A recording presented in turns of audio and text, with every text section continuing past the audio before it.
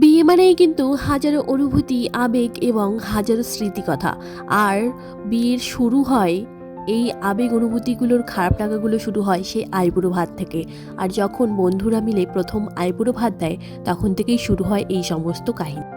তাই কোনো রকম দেরি না করে তড়িঘড়ি করে বেরিয়ে পড়লাম দুজনে।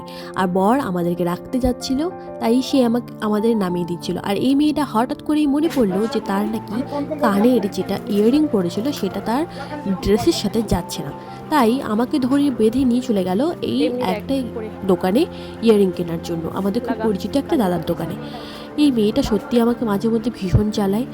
আর এত জ্বালায় কখনো কখনো আমি বিরক্তও হয়ে যাই।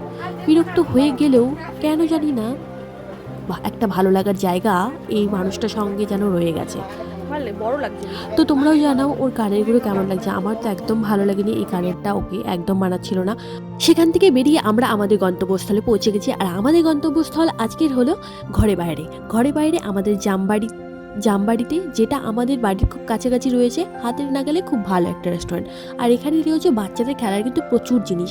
আর যেখানে আমরা একটু বাদরামোগুলো করছিলাম, আর তার সাথে সাথে আমি একটা ভিডিও বানাচ্ছিলাম। এদিকে বন্ধুরা এত পাজি হয়, একটা ভিডিও বানাচ্ছি সেটাও শান্তিমতো বানাতে দিচ্ছিল না। যাই হোক, বর বউ আমাদের চলে এসেছে। আর এদিকে আমাদের বউ কিন্তু একদম পুরো মুকুট ফুকুট পরে পুরো রেডি। আর খাওয়ারের পঞ্চব্যঞ্জনও কিন্তু একদম ওর সামনে। বন্ধুদের আইবুড়ো ভাত, তাই বলি কি আমরা খাবো না, তাই আমরাও নিজের পছন্দ মতো খাবার অর্ডার করে দিয়েছি আর খাওয়াতে লেগে পড়েছি। আর খাওয়ার খেয়ে কিন্তু ফুল এনজয় করে আমরা সবাই মিলে ভীষণ আনন্দ করেছি আজকে।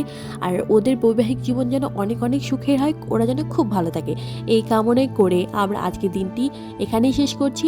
আর আমার ভিডিও যদি ভালো লাগে তাহলে অবশ্যই একটা কমেন্ট করে দেবেন। টাটা।